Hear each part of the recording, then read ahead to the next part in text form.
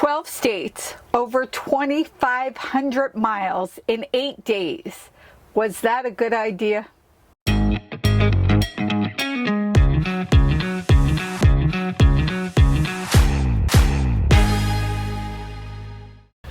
Eight days, 12 states, over 2,500 miles. I'm not sure that was the best laid plans of mice and men. No, absolutely not. But we did need to get back here to Pennsylvania, so we did it. Yep, we did it. So let's just run down exactly what we did and talk about our journey across the country. Right. And because there were so many places, I actually have a paper. So let's start with Lake Mead. Lake Mead. You know, we spent 30 days there. It was our first stop on exploring through our lens after we sold everything that we own.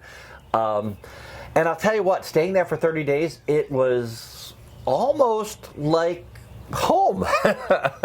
You know, we got to know all the people that worked there. We got to know the people that came and left, and it was really amazing. It was. So it was a state park. It was my first taste of boondocking, no hookups at all. So, but it was really incredible. Now, actually, it's a national recreation center, not a state park. Okay. It's not a Nevada State Park Okay. like Valley of Fire is a state park. This is a national recreation center. And your USA America Pass, they work there, but they also have Lake Mead Recreation Area passes, and that's what we had while we were there. So we could go in and out. The rates there are really, really reasonable. It's $20 a day. Now, there's no hookups, Right. but there is a dump station. Right. And water. And if you get the old guy discount like me, it's half price. So we got $10 a day to stay there. It was really, really reasonable. Absolutely beautiful. Lots of great spots. We have a 40-foot RV that definitely fits. And being there 30 days, it did become like home. I felt a little... You know, it was kind of mixed feelings leaving because I really enjoyed it there, but I was ready to go. You were ready to go, and part of the reason she was ready to go is, you know, we use Lake Mead and Boulder Campground as our training zone. And we had some issues when we bought the RV. We had water tank issues, we had water pump issues, we had electric issues. So we actually had to go up to the dump station. How many times? I lost count because every time I thought we could possibly get through 4 or 5 days without moving, bringing everything in, battening everything down and moving, we had to move again. But you know, there's a lesson in everything, and that lesson is Patti learned how to pack up the RV for movement For sure. very, very well, and we got all of our little issues worked out. So as we headed out, I felt like I was leaving a home. Absolutely. Yeah, it does. The RV is our home, and it does become home, the surroundings that you're in. Right. But again, I was also anxious to leave. Right. So our first stop, Seligman, Arizona. You know, and it was a Boondocker's welcome that we had stayed in before when we picked up the RV and came back to Las Vegas. And it's actually an auto shop. It is. Dave and his guys are just incredible. Now, we had some tire issues, so we figured we're going to go to Seligman and let Dave and his guys look at the tire issues and make sure that we were safe to travel across the country. But you know what? We got there, and they fixed the tires in about 10 minutes. And they checked the oil for us. They checked all of our fluids. It was great. So instead of staying overnight, we decided just to scoot on out of there. Scoot on out we did, and we actually decided to stop at a Cracker Barrel. So this was Gallup, New Mexico, because this is where we got a message from Neil and Marianne.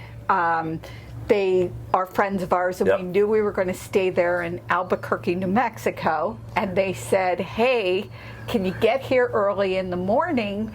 We are going on a road rally in a Model T Ford car. Now, this is probably one of Dan's favorites. I was so excited. I was like, I looked down at one point. I was going 85 miles an hour. I said, wait a minute, I got to slow down. Yes. This is an awful big rig. So I was excited to get there. So we drove till about 10 o'clock, pulled into a Cracker Barrel. Now, You know, there's a lot of different rules. Let's talk a little bit about rules of Cracker Barrels and Walmarts Right. and those kind of boondocking things. Like the state of Texas just passed a law, I guess you're not allowed to boondock or stay at a Walmart Right. anymore in the state of Texas. But we were going into New Mexico, and Patti, you called up ahead. Yes. And so there's actually websites that you could go to. And because it was our first time, I called the Cracker Barrel and said, is there something I need to do? And she said, no, you just park on the north or west side. Each Cracker Barrel is different. Right. She said, just find a spot and park. So I really didn't know all the rules. We were leaving very early in the morning, 4:45 in the morning. So I wasn't worried about the time that we needed to be out. But it was a safe place to stay. Just Right. get some sleep and take off the next day. You know, I read a comment on one of the videos out there about somebody said, well, we stayed in a Cracker Barrel and there were lights in my windows all night. Well, guess what? You're in a parking lot of a Right. business. Those lights outside, that's just part of what you put up with. That's a Right. safety factor. I want Exactly. the lights out Yes. there. And it felt like a safe place. There were a lot of RVs, and I think as it gets warmer out, you'll see these types of places fill Right. up more and more. There was So probably we were about 12 lucky. units, so Yeah. make sure you call ahead. Well, they don't necessarily take reservations, so you Right. can't call and say, hey, could I stay? The person inside this Cracker Barrel Right. was just like, if you find a spot. So you probably need a backup plan, but Right. especially with a 40-foot RV and a tow car, we fit into a spot. It worked out perfectly for us. And then we were on our way And early on our in the way. morning. Yeah. Now, just real quick, talk about the app you found about for Walmarts. There is a Walmart and a Cracker Barrel app. It's not an app, it's actually on a website, and they show you which ones, because some of them you could stay at and some of them you can't. Right. So, And we'll put the link to that right up there. Okay. And, you know, that way, and it'll be down in the description as well. So it was just a great piece of information because you were able to look at those all the way through. right. Now, I don't think you slept at all, because again, next up was Albuquerque, New Mexico, and getting to the Model T Ford Road Rally. And one of my favorite things, mooch-docking too. I mean, Yes. Full hookup, Full mooch-dock. hookup. So these people are RVers, and they RV about half of the time. Great friends, Neil and Marianne, and it's kind of cool because their property has full hookups. It's got a 50 amp service. It's got a sewer line. We had water line. Neil got us all hooked up. That it's a great place to stay. Especially being so long without hookups. I right. took an actual long shower, warm, long shower. Very nice. So we got up in the morning. We got there. We had breakfast. We went out, and I'll tell you what, it you know, the little kid in you comes out when you get to get in a Model T and go on a road rally. It was just so cool. I can't even tell you how excited I was, and it really was the culmination of you know, one of those life dreams, to be able to ride in that and Right. go through and do everything that we did. I just can't say enough about Now, it. of course, there was a video, which will be in the description below. We'll also put a and link up there, yeah. above. So definitely video of that. And, you know, we just enjoyed a wonderful day, had dinner with Neil and Marianne, Yep. and then the next morning had breakfast together, and it was off again. It was off again. But before I get off again, you know, there's one thing, and Marianne, I got a little bone to pick with you on this one, because that hat looks so cute on Patti. I just wanted to keep it, but she grabbed that thing back and took it back. So, Marianne, when we come back, and we are on our way back to Albuquerque in October Right. for the Albuquerque Balloon Festival, we are really excited Right, about right. being there. You know, And let's not forget, driving into Albuquerque, the balloons on Saturday morning. on Saturday morning. Just all over. Probably 30 or 40 balloons Yes. across the sky. It was really something incredible to see, yes. and the way the fog laid over the valley, it was What a it was sight. breathtaking. Breathtaking. Yep, yes. So now we had to make a decision. This is where we had to make the decision to go to the Panhandle in Oklahoma. So you had to Right. make a decision about the road. We were going back and forth what route we should go on. It was really kind of funny because one of the GPS services that we use put us on 54, right? Right. Which kind of cut an angle across. The other one stayed us on 40 and then went up 135 into Oklahoma City and then up. Now that route was actually longer in mileage by about 60 miles. But faster. But faster in time. Right. So it depends, and this is a lesson to learn for RVers is, set your GPS up to the way that you want it. Sometimes the fastest route isn't always the shortest route, and you have to kind of balance those two things out. Now, I do want to say here that when we picked up the RV and traveled down, we used the GPS on our phone. Not the best way to go with a 40-foot RV. When we took off for this trip, we did buy an RV right, GPS. A Garmin 740, 780, something like that. I got to tell you, it's incredible. Yes. I mean, it is literally incredible. When you get to those bridges and you feel like you're not sure if you can get under, I had to trust the So, GPS. you put all your dimensions in, and it makes a safe RV route for you. So, highly recommended. Yeah. We'll put a link to one of those down there. You can come into our Amazon store and grab one of those if you want. But we highly recommend it. I know it's last year's model, but one of the things in my research, I noticed that Garmin gives you lifetime map upgrades with it. Yes, that's big. Some of the features in the newer ones are kind of cool, but I got to tell you, this thing does the job. Right. We are really, really happy. And thanks to Changing Lanes out there for doing it. I'll put a link to, they did a comparison of this Garmin 740, I think it's called, against the Rand McNally. And thanks to Changing Lanes, because that was the decision process that we used to buy this Garmin. So we'll put a link to that video up on top as well. Absolutely. And again, Route 54, it was a 2-lane road, went through a lot of farmland, a lot of small towns where we did have to slow down, but the slowdown was only for a few minutes. Very little traffic. Most of the road you could pull off. They had rest type, like just picnic table type areas. I'll tell you, it felt like the heart of America to me. You go into little town after little town after little town, and there's a train line next to you, and the trains were going by. And after my experience with driving a train, we'll put a link to that up there as well. But I every time I pass a train, I would blow our big air horns, and boy, was that fun, because they would honk back, and I don't know, it's great. Scared the cows at one point, but that's another story for another time. So off we were to Panhandle, Oklahoma, which was a small campground. We called the guy to, see what the details were, that kind of thing. He answered the phone. The owner of this property answered the phone. He was great. Gave us all the details, what we needed to do, and we stopped at, it's called Panhandle Campground in Oklahoma. Now, it's about 5 miles off of Route 54, but what was it a night? It was like $18 for full hookup. So we had 50 amp service, we had sewer, we had water, so it was like $18. And the campgrounds that were right on 54 in that same town were $35 to $50. Right. So for that a whole lot more. 5-6 miles off the road, it was really worth it. And again, we did a video on that. We did a review of that campground. Nothing special. There's no spas. There's no pools.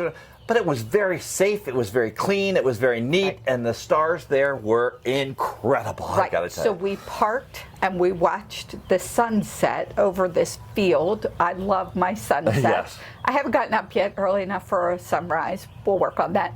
But what I really loved was pulling into the spot, not having to disconnect the car. Because for such a short time to have to take the car off, it was wonderful to pull in, pull out.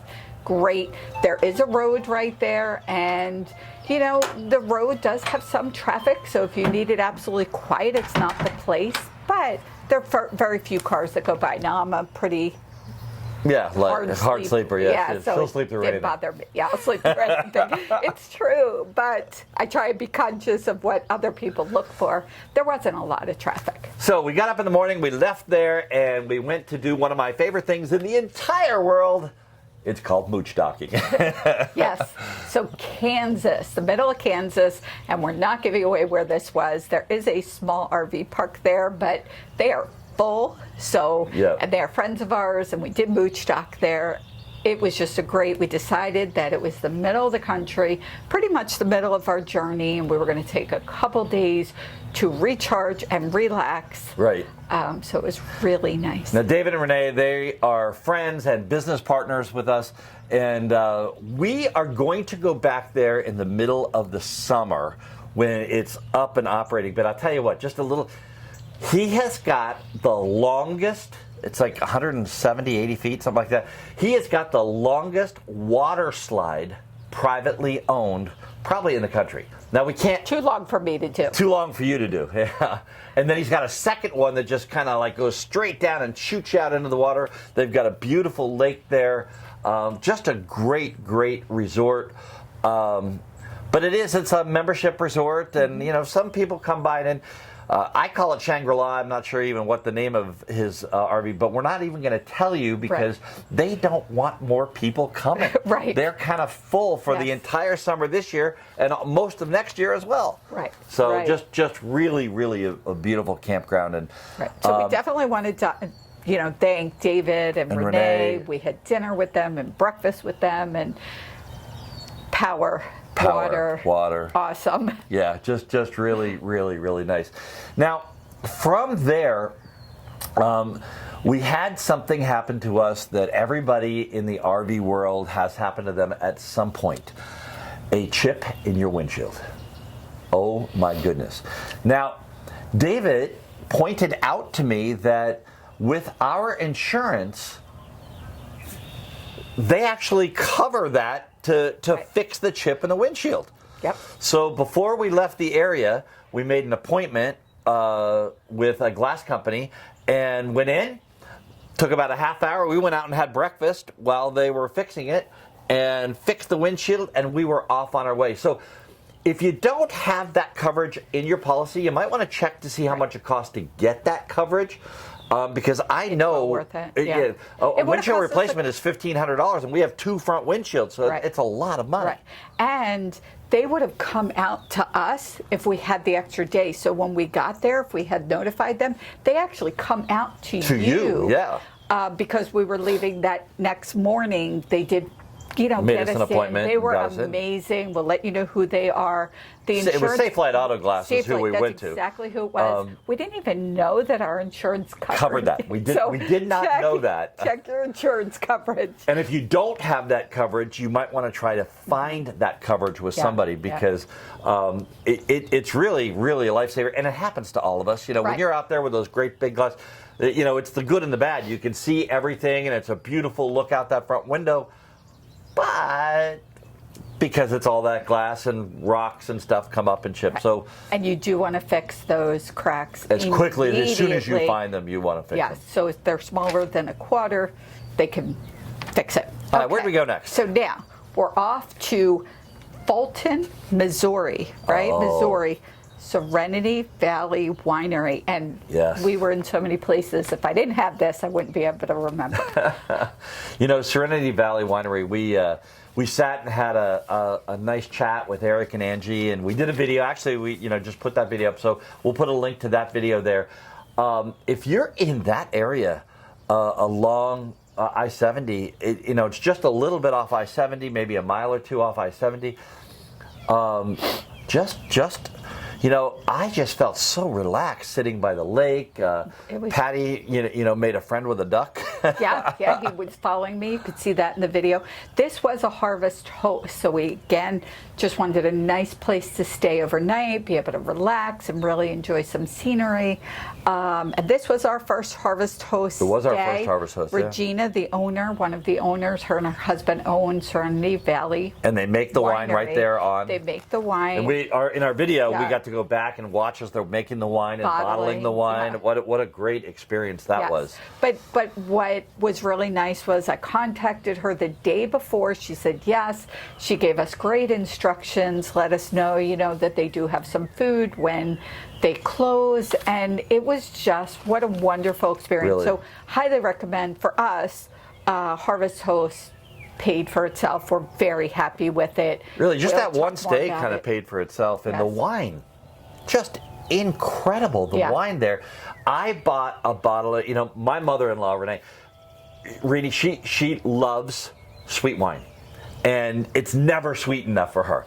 Well, this wine that we bought for her is so sweet. It's a peach wine. Oh, just incredible. I really liked it, and I'm not a big wine drinker. Right. Wow.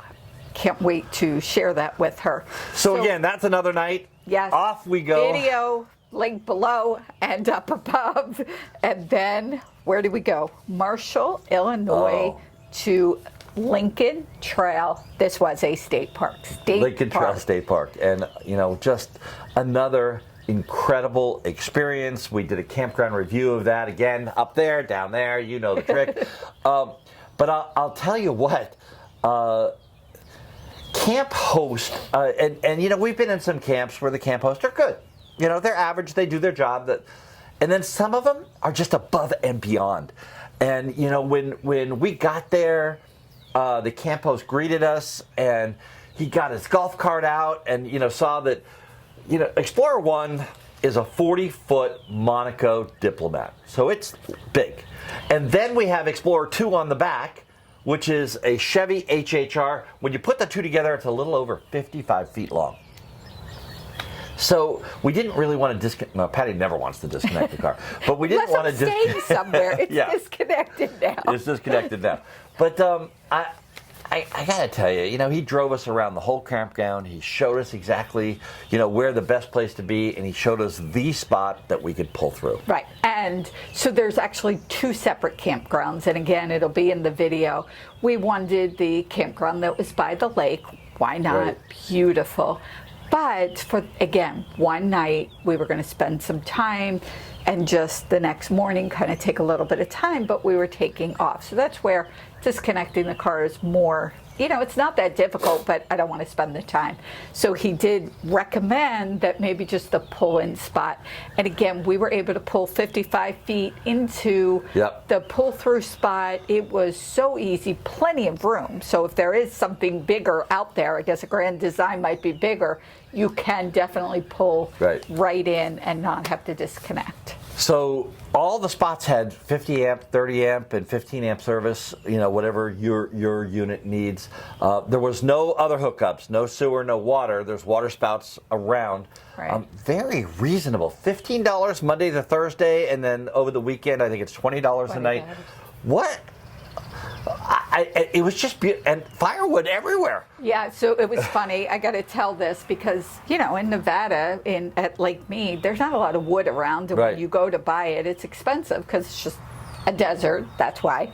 And we get there, and there's wood just piled up all over. They cut trees down, and there's wood piled up. And that camp host, who was also wonderful, she said, help yourself to whatever wood you need. She said, the rule is anything on the ground is up for grabs. Yeah. So that was really nice. We had a great fire that night. It just, again, can't recommend this campground higher. It was just incredible. And we actually loved it so much that we plan on going back there. You could stay for as much as 2 weeks. Of course, at that point, we'll be on the lakeside. Right. That's what it's called, lakeside. And, or Lake View is what it's called. Lake View and Plain View, right. Plain View. In the video. It's too much to remember, but we'll definitely go back there for at least a week. Oh yeah, it's just the serenity there, the people, it was just wonderful. Right. And they had hot showers there. Yeah, their shower system there, so and their bathroom system was really, really good. So of course we did video, and the next morning had breakfast and got up, and off we went again to Glen Ford, Ohio, which was Vinberige. It'll be posted, so I'm not sure I'm saying it right. Vinberige Vineyards. That's it. So the difference between a vineyard and a winery makes the wine, doesn't necessarily grow the grapes. Right. Okay, but a vineyard grows the grapes and then makes the wine. Exactly. This one was a bit off of the beaten path. It was probably about 7 miles off of I-70, but beautiful, beautiful property. It was. Vintage, when we went inside to the restaurant and tasting room, it was, a historic home. Yes. Redone very, very well. Just Right. Just a beautiful place. And what's nice there, they serve food that night. It was the weekend. They serve food till like 8:30. Yep. Again, the details will be below. But they were very welcoming, very friendly. And again, we bought a bottle of wine, of course. That was a Harvest Host as well. So you want to support your Harvest Host by purchasing something. And they had a lot of things that you could have purchased. And again, this is just our personal cheese. You got some, You could have purchased cheese. This is our recommendation. If you are an RVer full time, the experiences at Harvest Host are incredible. And we're not yet an affiliate of it, so we're just saying this because our experience at the Harvest Host that we've been to far surpass it's about the experience. It's about living life and seeing things that you just don't get to see in other places, and talking to people that you just don't get to talk to. Right. We strongly recommend Harvest Host because we've had some great experiences. And on that note, I just want to share that while it was 8 days, 2,500 miles plus, and we were at places for a night or whatever, I had to remind myself, and I think it's an important reminder, to enjoy the journey while getting home, because this is home for me. And we have a lot of kids and grandkids and my mom and a lot of family here. Getting home was really the goal. Right. You have to enjoy the journey and just, look at the beautiful things as you go across the country, looking at the landscape and how it changes. You're getting into areas where there's more rain when you see green grass and trees. So just to enjoy the when you journey. talk about the beauty, take a look at where we are. We're going to talk about this right now, but look at what our mooch dock is here in Lansdale, Pennsylvania. So we were going to stop. We stopped in Ohio, and then there was 446 miles to here. And we were going to stop, and that morning we woke up, got ready, and we're ready to go early. And we said, well, what if we go straight through? Right. And we were looking at 6+ hours, 6, 7, 8 hours. Yeah.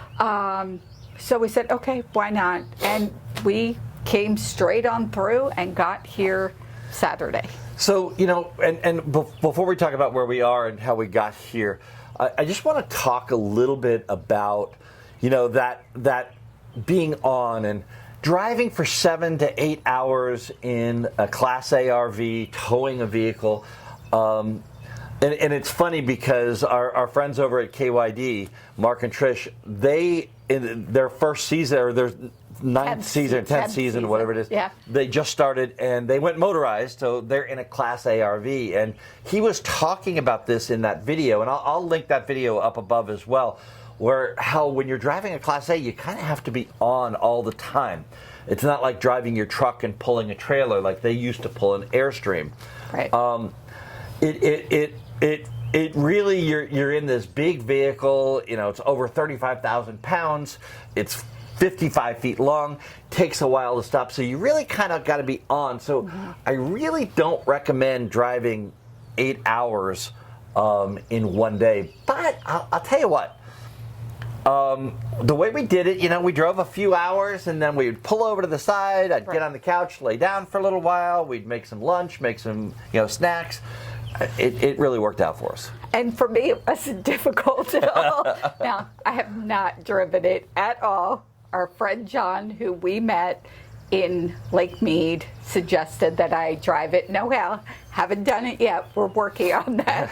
We're tiny steps. I had her start it once. Yes, but I didn't, fall asleep. I was, helping with navigation and things like that. For me, it was not difficult. So anyway, we skipped that last stop in Pennsylvania because we were going to break that up into like 4 and 4 for that eight hours, and we decided to just come on through. We were so close, and there were roads that we're kind of familiar with, and driving on the Pennsylvania Turnpike, well, it's expensive. It was still, it's kind of easy driving. But our next stop is to your favorite, mooch-docking. Yeah, mooch-docking is probably one of my favorite things. And, we're staying at a friend's farm. Cindy and I have been friends for, let's just say 25 years. It's probably a little more, it might be a little less, but let's just say 25 years. And her family owns a beautiful farm in the Lansdale area. And, they graciously offered to let us, park our RV out by the barn where it is parked right now. And I just got to look at this. Look at this scene behind. We are sitting on the porch of a home that was built in 1744. Yes. And it's just incredible. Right. And not only do you like mooch-docking because we could have hookups and we don't necessarily pay for it, but we love it because we get to be with friends and family. That's the best part of it. Now, we always do when we mooch-dock, just, to be honest, we always do offer to pay for the power and the water that we're using and that type of thing. And we, we've had dinner here twice, so we bring dinner, we cook dinner together. Yeah, whatever we can do to kind of say thank you for what we're doing is it. So, let's just real recap, really quick. Recap. I talk for a living. 8 days, 12 states. Over 2,500 miles. Yes. Probably don't recommend it for most people. But I will say, if you're going to do it, and our end goal, we have family here on the East Coast, so we really wanted to get back to seeing family. That was an excitement. But what I want to get across is enjoying the journey. Yes, it's nice to be back and see family, and we have my mom here and kids and grandkids, but enjoying the journey along the way was really important, a really important reminder for us. Right. It really is to enjoy that journey. And, there's a lot of places that I would have wanted to stop. But we did need to get back. We had some business and family and all that kind of stuff. So, I just want to point out that we have friends that 100, 150 miles, that's all they drive in a day, period. They go 2 hours and they're done for the day. They'll stop and they'll just move on. I think our number is somewhere in that 300 to 400 miles in a day range. And you got to do what's best for you. Yeah, everybody's different. And one of the things we were told was trying to get to a place before dark, which is a great tip because, a lot of times you're going to a place you've never been before, and getting in before dark is important. With the summertime, it doesn't get dark till 8, but a lot of people will try and get in by 3 or 4. We tried. Doesn't always work out that way. Times. Yes, it doesn't always work that way. And again, doing what works best for you. You don't want it to be so long that you're miserable those last hour, however many miles. So our experience so far, and we're only a few months into our RV full-time lifestyle. The first rule, I think, is to probably not have any rules, because we had a couple rules that we decided we didn't want to drive in snow. Well, we broke that rule the first day. Bringing the RV back. We didn't want to park someplace at night. Well, we broke that rule the first day. So, rules are something that are meant to be changed. Yeah, they're guidelines. And again, it really helps to say, okay, here we are, we're in the snow, or we're parking at night. How do we make the best of it? How do we do it safely, get it done? Making the best of the situation. Well, I have to tell you that sitting here on this farm with that pond behind us, and if you listen real carefully, you can hear the birds chirping behind us. This is why we do what we do. This is what life is all about. From Lansdale, Pennsylvania, I'm Dan Hunt, reminding you to have a great rest of today. And an even better day tomorrow.